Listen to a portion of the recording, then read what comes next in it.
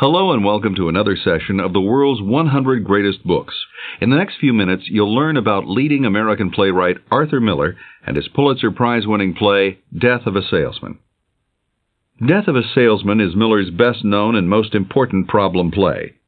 Featured are the following characters. Willy Loman, an aging 60-year-old salesman. Linda Loman, his wife. Biff, the Loman's eldest son. Happy, the Loman's youngest son. Charlie, the Loman's successful next-door neighbor and Willy's friend. Bernard, Charlie's son. Uncle Ben, Willy's successful brother. Howard Wagner, Willy's unsympathetic boss. Death of a Salesman features the skilled use of flashbacks. Willy Loman, the play's main character, is like many of Miller's heroes. He isn't particularly smart and doesn't recognize his weaknesses. And when his sons find out that what he is telling them is untrue, they turn against him. Eventually, his career as a traveling salesman is terminated, and he commits suicide to leave his family a $20,000 life insurance settlement. The play opens with Willy Loman, a tired, worn 60-year-old salesman, returning unexpectedly to his Brooklyn home. Willy tells his wife Linda that on his way to sell in New England, he kept losing control of his car because he was daydreaming. He's shaken and concerned about being able to drive. Linda tries to calm his fears by saying that maybe all he needs is glasses. But Willy is especially frightened because, for a time, he believed he was driving his 1928 Chevrolet, not his current car. This fear makes Willy short-tempered. Willy complains about his oldest son, Biff, who is 34 and has just returned home after quitting another farming job. He wonders if Biff is lazy and doesn't understand why a young man he considers bright and resourceful can't make a good living. Willy also complains that their Brooklyn home is now surrounded by soaring apartments and says he misses the scent of spring flowers that used to be present in the neighborhood. He even snaps at Linda for offering him whipped cheese rather than Swiss. For the most part, Linda tries to soothe Willy, but she doesn't take all of his complaining without a fight. When he verbally attacks Biff, Linda tells Willy to calm down because Biff has enough problems and doesn't need any abuse from his father. Linda understands what her son is going through and is aware of what is really going on with Willy, and she knows that Biff admires his father and cares a great deal about what Willy thinks of him. Since Willy is having trouble driving, Linda urges him to ask his boss, Howard Wagner, for easier work closer to home. Willy agrees to ask for a New York assignment, though he expects to meet opposition. Howard is the son of Willy's former boss, who had treated him well. Willy had opened up the New England area for the company many years before, and had been one of the company's top salesmen. But now Willy is old and tired. The younger Wagner doesn't appreciate anyone's loyal service, and his coldness to Willy will be apparent later in the play. Upstairs, Biff and Happy, the Loman's youngest son, talk. Biff is upset that his father seems displeased with him. He likes herding cattle better than office work, but fears there's no future in it. The younger and cockier Happy can afford an apartment and a car, and is in the process of going from one sexual liaison to another. He envies the highly paid merchandise manager with whom he works, and gets even by taking bribes and by seducing the fiancés of fellow employees. However, he says he would like to find a good girl like his mother and settle down. Biff talks of getting a loan from Bill Oliver, a sporting goods man, for whom he once worked until he quit after stealing a carton of basketballs. Meanwhile, Willy is heard rambling aimlessly downstairs. He talks of old times as if they're current, which unnerves Happy and infuriates Biff. Willy's condition has been going on long enough that Happy had recently sent his father to Florida for a rest. Unfortunately, the rest did not help. While Happy considers his mother the ideal woman, Biff is upset by the way Willy treats her. He believes his mother should not have to put up with Willy's bizarre behavior. Biff and Happy are friends, and Biff hopes that someday the two of them can go out west and run a ranch together. Happy, on the other hand, realizes that Biff has lost his confidence and is dissatisfied with his life. He knows that Biff feels he should have a steady job by now and be settled down with a wife and family. Biff mentions his intention to talk to Bill Oliver about a loan. With the money, Biff wants to buy a ranch. This would enable him to do the type of work he enjoys and stabilize his life at the same time. However, Biff wonders if Bill Oliver would loan him the money he needs. When he quit Oliver's company after stealing a carton of basketballs, Oliver must have suspected him. It's only Biff's confused state that makes him believe such a loan might be possible. This is the type of illusion Biff and his father Willie share. Biff thinks Oliver will loan him the $10,000 he needs, and Willie believes he will talk to Howard and be able to work closer to home. Thoughts such as these, as flawed as they are, help Biff and Willie experience an occasional upsurge of confidence and hope. Happy, who like his father and brother is strong, muscular, and athletic, holds a decent job in a store, but doesn't find the work satisfying. He, like Biff, would rather be working outside, using his strength. However, he's not interested in going west with Biff. Instead, he wants a well-paying job that will give him the prestige he craves. He resents those he works for and wants to have their power and affluence. Happy believes he's superior because of three things. He was brought up to believe he was destined for greatness and should not have to grub for money. Second, he's stronger and more athletic than the people he works for. And third, women find him attractive. Since he's been able to seduce the fiancés of 3 store executives, he reasons that he must be superior to them. Underneath it all, though, Happy wants a stable life doing a job he enjoys. He doesn't find his numerous affairs fulfilling, and he feels guilty about them. However, to change, he would have to give up his affairs, and he isn't ready to do that because they fortify his ego. Happy loves his father, as the trip to Florida he financed says. But since Biff was always Willie's favorite, he's not as upset by his father's deteriorating condition as is Biff. Biff is more likely to concern himself with his mother's happiness, while Happy is mostly concerned about himself. Another theme expressed in the play is country versus city.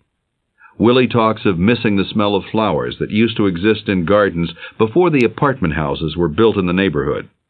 Biff's talk of western farms and new spring colts contrasts dramatically with Happy's downbeat discussion of bribery, competition, and questionable love affairs that characterize city life. As the play resumes, Willie is in the kitchen, mumbling to himself about happier times in an imaginary conversation with his sons. He recalls when Biff and Happy had cleaned the family car, and he'd rewarded them with a punching bag. At the same time, Biff showed him a football he'd stolen from the school's locker room. Willie thinks it's funny, says he should return it, but doesn't insist, rationalizing that Biff needs the ball to practice. The boys idolize Willie and tell him how much they have missed him when he was traveling. So the picture of Willie is one of a devoted family man who loves his boys and enjoys being with them. Furthermore, he's pictured as one who is capable with his hands, enthusiastic about his work, and interested in physical fitness. Willie further believes that popularity leads to success. He likes the idea that Biff is well-liked enough to be the captain of the football team, that girls pursue him, and that his coach likes him. Willie then says that popularity has been a big help to him in his sales job. He's been greeted by the mayor of Providence, Rhode Island, and has friends in every town. He, still talking to himself, lost in the memories of the past, tells the boys he will take them with him on an upcoming trip, saying, "I'll show you all the towns. America's full of beautiful towns and fine, upstanding people. And they all know me, boys. They know me up and down New England, the finest people. And when I bring you fellas up, there'll be open sesame for all of us. 'Cause one thing, boys, I have friends. I can park my car in any street in New England, and the cops protect it like it was their own." Of course, Willie is in total illusion.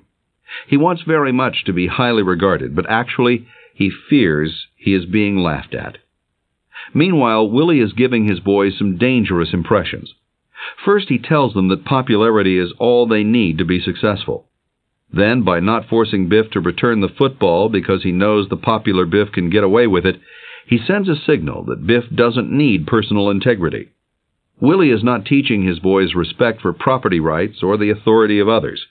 As a result, Biff continues to steal, and Happy sees nothing wrong with lying and taking bribes. As Willie's memories continue, he recalls Bernard, Charlie's son from next door. Charlie warns him that if Biff does not pass a math class, he won't be able to graduate. Such a warning brings a sneer from Willy. After all, Bernard wears glasses, is not athletic, and is not as well liked as Biff and Happy. "Bernard can get the best marks in school, you understand," Willy says. "But when he gets out in the business world, you understand, you boys are going to be 5 times ahead of him. That's why I thank Almighty God you're both built like Adonises. Because the man who makes an appearance in the business world, the man who creates personal interest, is the man who gets ahead. Be liked, and you'll never want. You take me, for instance. I never have to wait in line to see a buyer. Willy Loman's here. That's all they have to know, and I go right through." Willy reasons that since the Lomans are well liked, Biff will be offered scholarships and be an even bigger success than his father. Still in the flashback, a younger Linda enters. Willy brags about all the big sales he's making, but quickly backs down when he discovers how much money is needed for car payments and household repairs. Willy's not nearly as sure of himself as he pretends. When Linda reassures him, he feels guilty about an affair he had with a Boston woman who he had bribed with stockings, a luxurious item in the poor Loman home. This scene shows that Willy was never really much of a success, even in his prime, and that he's continually haunted by his affair with the Boston woman. The next scene opens with Linda repairing her stockings. Feeling guilty, Willy tells Linda to dispose of the stockings. Soon Bernard comes in with a new warning about Biff's failing. Willy also learns from Bernard that Biff is being over-aggressive with girls, and that he's been driving without a license. Since Willy does not respect Bernard, he seems to ignore the warnings about Biff. But in fact they upset Willy. Willy does not want Biff to steal, cheat, or act inappropriately toward girls. And he does not understand that through his actions he's given his son permission to do so. Willy threatens to punish Biff for stealing and treating girls roughly. But at the same time, he gives a mixed message by trying to convince Bernard to give Biff the answers on an important final exam. Bernard considers himself Biff's friend, but is not willing to jeopardize his future to help him. Returning to the present, Happy tries to coax the mumbling Willy to bed, but Willy talks wildly about missing an opportunity to go to Africa with his now deceased brother Ben. At that point, Willy's next-door neighbor Charlie stops by in his nightrobe to see if everything's all right. Charlie heard some noise through the paper-thin walls and was concerned about Willy. They play cards, and Charlie even offers Willy a job, figuring that the lack of a stable income is causing his craziness. Charlie also suggests that Willy should quit holding on to Biff. At 34, Biff should be standing on his own 2 feet. But Willy can't let go of Biff because his whole life is centered around his son. As the conversation continues, Willy becomes more and more abusive.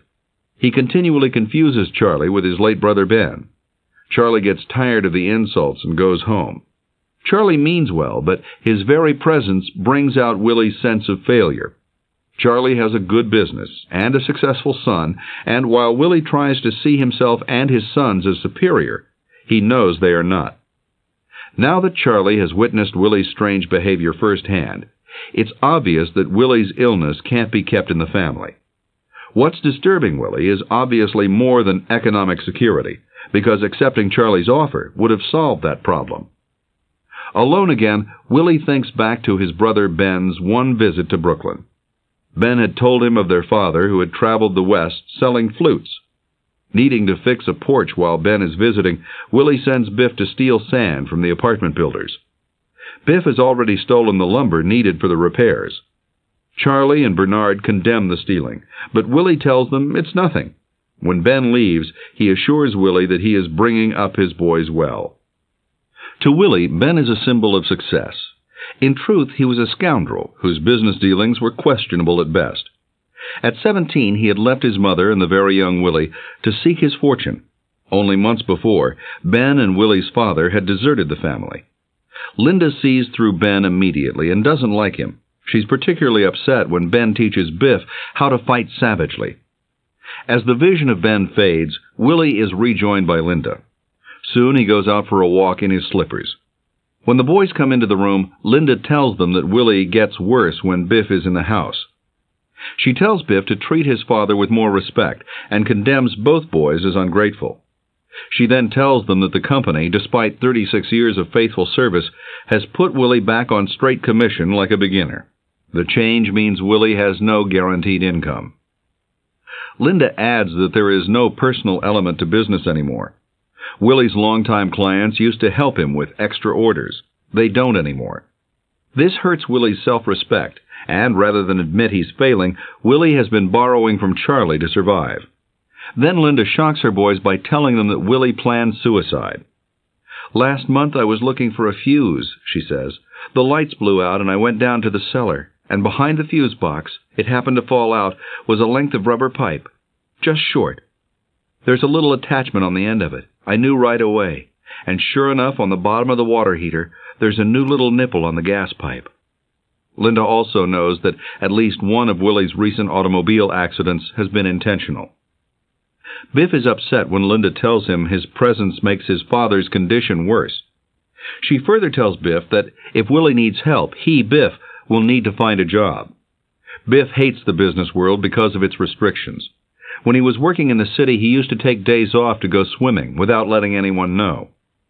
This contrasts with Happy's method of having someone lie for him when he took off work. At his mother's insistence, Biff promises to get a job and contribute half his paycheck to the family. Linda's strong statements confirm her love for Willy and demand that her sons help her out. When Willy returns, Biff suggests that the three of them work together as carpenters somewhere outside the city. At first, Willy is angered by such a suggestion. Since Biff says people are laughing at Willy, Willy feels he must re-establish himself as a big shot and put Biff in his place. But once he hears of Biff's plan to borrow money from Oliver, he becomes interested. Happy says that he and Biff as a team could sell sporting goods. Willy gets excited and is rude to Linda. His rudeness infuriates Biff. Biff calms Willy down and goes to bed confident about his future. The idea to sell sporting goods is weak because of the Lomans' lack of reputation and resources. But Happy's idea does give the family hope. As Willy prepares for bed, the two boys come to wish him good night. He gives Biff some questionable advice involving his planned interview with Oliver the next day. Linda soothes Willy by singing a lullaby, and Willy agrees to see Howard in the morning to ask for a New York assignment. Meanwhile, Biff finds Willy's suicide hose and removes it. The next morning, Willy, rejuvenated by what he hopes will be a productive day for the family, has breakfast with Linda. She tells him to get a $200 advance from Howard, which will pay off their home after 25 years. She then tells him that Biff and Happy have invited him out to dinner. Willy leaves the house in high spirits. At this point, it's apparent that both Willy and Biff have put all their eggs in one basket and are not prepared to fail. When Willy reaches his company's office, he's virtually ignored by Howard. Willy asks for $65, then $50 a week. Howard coldly refuses. Willy reminds Howard how business used to be done and reminds him that his father had promised advancement. Finally, Willy asks to continue working on a commission basis, but Howard fires him instead. During his talk with Howard, Willy's mood has changed from begging to anger. He makes a stirring demand to be treated as a human being, pointing out that a co-worker named Dave Singleton had worked with the company until he was 84 by taking orders on the phone. Howard is not evil, as Willy thinks. He simply believes that if employees do not bring in profits, they are expendable. He has no interest in Willy's past record, his association with his father, or any promises that were made. As far as he's concerned, feeding Willy's family is Willy's problem, not his. He represents the cold, practical nature of modern business, as Arthur Miller sees it. Putting out Miller's views, Willy says in his statement to Howard, "In the old days, there was personality in business. There was respect and comradeship and gratitude in it. Today, it's all cut and dried, and there's no chance for bringing friendship to bear or personality. You see what I mean? They don't know me anymore." Howard's paid very little attention to Willy during his final plea. And when Willy finally asks for $40 a week, Howard flatly refuses, saying, "Kid, I can't take blood from a stone." It's obvious at this point in the play that Willy's last chance for success and self-esteem is dead. Unless Biff pulls off a miracle by getting a loan from Mr. Oliver, all his dreams are shattered. At that moment, Willy flashes back to his brother Ben's visit. Ben had proposed that Willy go to Alaska, but Linda had countered that Willy was making enough money selling to be happy. The elder Wagner had promised Willy a great future, and Biff, the football hero, seems certain to get a scholarship.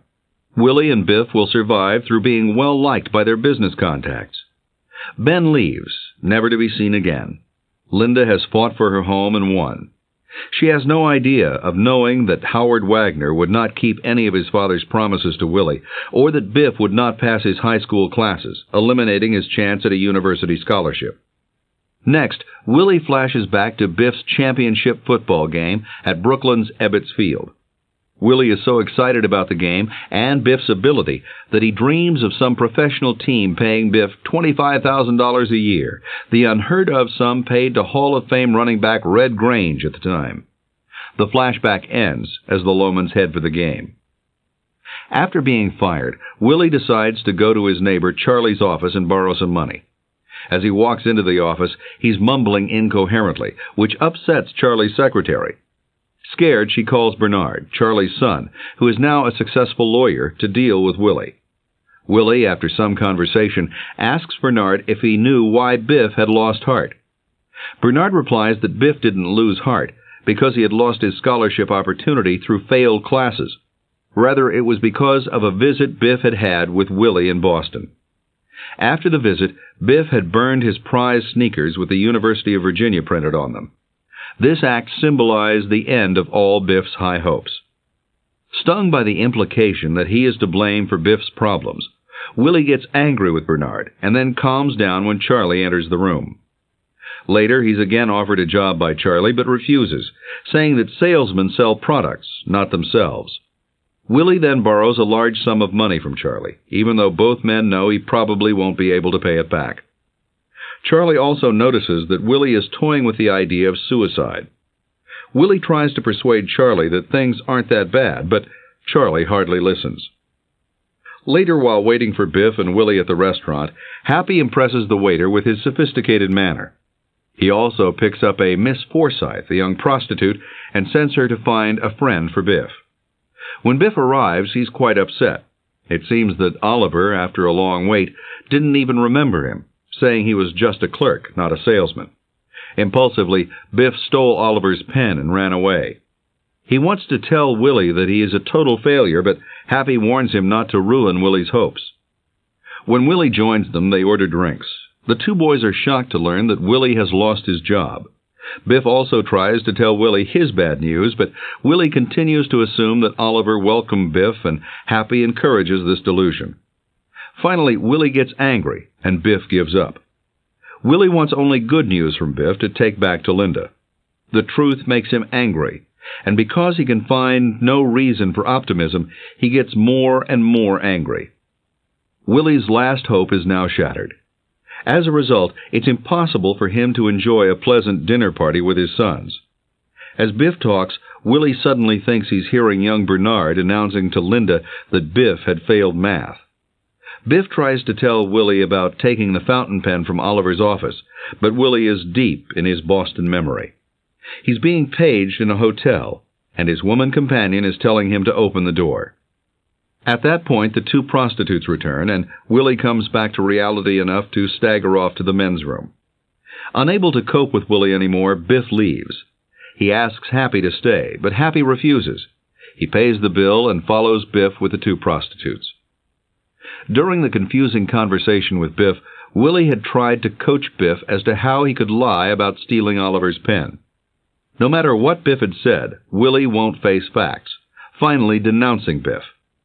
All the time, Willy was drifting back and forth from his Boston episode to the present time. In Willy's flashback, he's sharing a room in Boston with a Miss Francis. Biff comes to the door and Willy opens it. Biff has come to Boston to tell Willy he's flunked math, and to beg Willy to talk with his teacher, Mr. Birnbaum. At that moment, Miss Francis, who had been in the bathroom, comes into the room. As Biff stands there in horror, Miss Francis is rushed out of the room by Willy. But on her way out, she reminds him of the stockings he had promised her. Biff sobs, and Willy tries unsuccessfully to win him over. Biff calls Willy a liar and a fake, and says he no longer wants to go to a university. To further explain the flashback, Biff had gone to Boston hoping that his father would talk his teacher into passing him. He believed he had failed because the teacher hated him, not because he had not done the work. When he sees his idol has fallen, he comes apart like a small child rather than a college-age man. He could have gone to summer school, passed the course, and enrolled at the university next fall, but he chose to throw it all away and blame his father. At that moment, Willy comes back to the present and is told that the boys have left. He tips the waiter lavishly and leaves the restaurant. As he goes out, he asks the waiter where he might buy seeds. Willy wants to grow something in his garden. This is a symbol of future growth since he has just been deserted by his sons. When the boys arrive home, they are met by their outraged mother. She tells them both to pack and leave. Happy tries to gloss over the situation while Biff is remorseful. He begs to see his father, but is told he is out planting vegetables. After joining Willy in the garden, Biff announces he is leaving for good. Angry that Biff is leaving and that he refuses to see Oliver again, Willy refuses to shake Biff's hand and curses him. Shocked, Biff takes out the rubber tube and shows it to Willy, calling him a fake.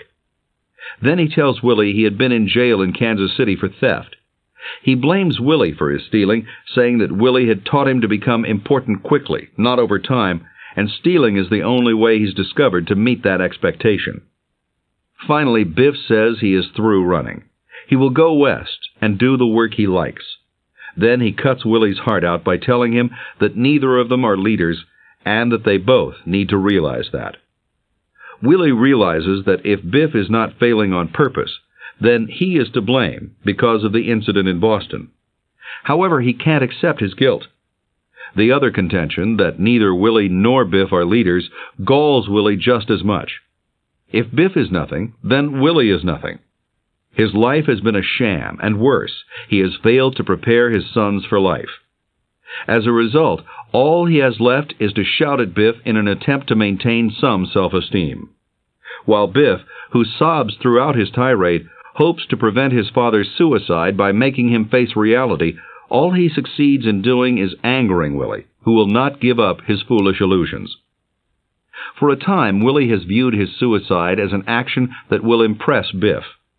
When Biff throws the rubber hose at him, Willy thinks at first that nothing he can do will make him a hero to Biff. At this point in the play, there seems hope that Willy will give up his suicide notions. However, Biff's agonizing sobs convince Willy that, despite what has been said, Biff still loves him. His mind drifts to thoughts of his brother Ben, and he thinks of the $20,000 his insurance policy will pay the family. He again thinks of Biff as a football hero, and imagines that Biff could do marvelous things with some of that money. Willy's deep love for Biff has not been broken. Meanwhile, Linda has made peace with her sons. In fact, Happy has promised her he will get married. She's fearful of what Willy might do, but leaves him alone. She doesn't want him to kill himself, but can't bring herself to interfere. Now certain of Biff's love, Willy is convinced that suicide is the answer. On stage, light and sound are used to suggest Willy's distraction and momentary panic just before his death. Then music creates the illusion of the car crash that takes Willy's life. The next scene is Willy's grave, with only Linda, Biff, Happy, Charlie, and Bernard there. No one else came to the funeral, which upsets Linda a great deal. At the graveside, Biff notes that Willy's happiest moments were when he was working around the house, working with his hands. There were a lot of nice days, Biff says, when he'd come home from a trip or on Sundays, making the stoop, finishing the cellar, putting on the new porch, when he built the extra bathroom and put up the garage. You know something, Charlie? There's more to him in that front stoop than in all the sales he ever made. He had the wrong dreams, all wrong. He never knew who he was. Biff invites Happy to come west with him. Happy declines, saying he wants to realize his father's dream by making it big in the city. Linda closes the play by saying, "Forgive me, dear, I can't cry. I don't know what it is, but I can't cry. I don't understand it. Why did you ever do that? Help me, Willy, I can't cry. It seems to me you're just on another trip. I keep expecting you. Willy, dear, I can't cry. Why did you do it? I search and search and I search, and I can't understand it. Willy, I made the last payment on the house today. Today, dear. And there'll be nobody home. We're free and clear," she sobs. We're free. We're free. Biff helps Linda to her feet, and they leave the stage.